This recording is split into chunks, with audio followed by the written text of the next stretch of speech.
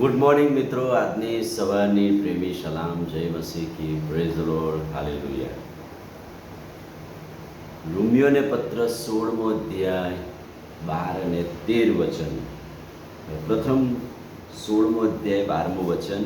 પ્રભુમાં મહેનત કરનારી 3 સ્ત્રીઓ, ઈશ્વરને પસંદ પડે એવી મહેનત કરનારી 3 સ્ત્રીઓ, ત્રુફેના, ત્રુફોસ અને પેર્સિસ.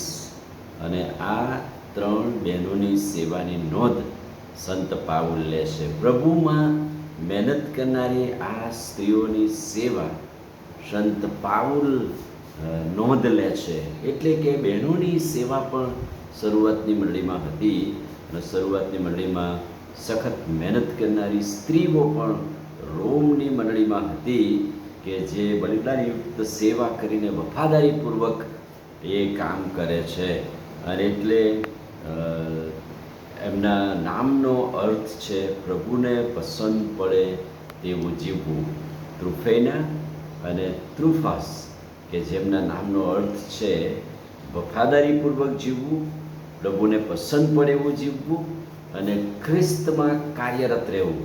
અને સંત પાઉલે જ્યારે એમણે સુવાર્તા સ્વીકારીને સેવા સ્વીકારી, ત્યારે પાઉલે પણ એની નોંધ લીધી અને મંડળીને વિનંતી કરી કે પ્રભુમાં મહેનત કરનારી આ સ્ત્રીઓને તમે માન આપજો, સલામ કહેજો.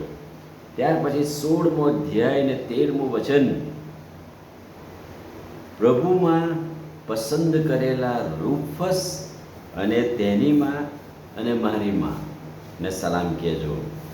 રૂફસ એટલે માર્કની સુવાર્તા 15મો અધ્યાય 21મું વચન મુજબ સિમેન કુરેનિયસના 2 દીકરાઓ આલેક્સાન્ડર અને રૂફસ, કે જેઓ શરૂઆતની મંડળીમાં આગેવાની આપનારા હતા, સ્તંભ હતા. અને અહીંયા રોમની મંડળીમાં પણ રૂફસ અને એ પસંદ કરાયેલો પ્રભુનો સેવક તરીકેની નોંધ લે છે. એટલે સંત પાઉલ કહે છે તેની માને અને મારી માને.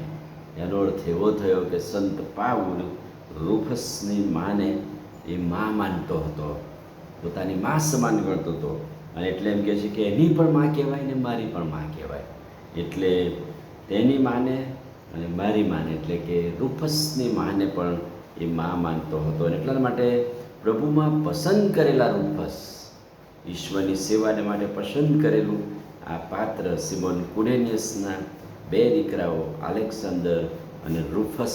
અને રૂફસ તે મંડળીમાં આગેવાની આપનારું પાત્ર હતું.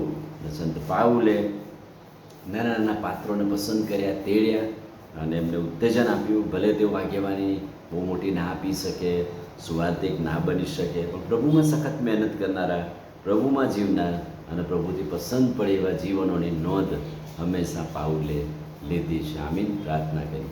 ભલા પ્રભુ, આજે સવારે તમારા ખાતરીદાયક વચન માટે આભાર. શરૂઆતની મંડળીમાં બહેનોની સેવાની નોંધ લઈને, પ્રભુમાં સખત મહેનત કરનારા એવા પાત્રોની નોંધ લઈને પાઉલ મંડળીને ઉત્તેજન આપે છે અને આ સેવાઓને વધુ પ્રચલિત કરે છે. પ્રાર્થના પ્રભુ ઈસુના નામમાં કરીએ છીએ, સાંભળોને માન્ય કરો. આમીન. God bless you.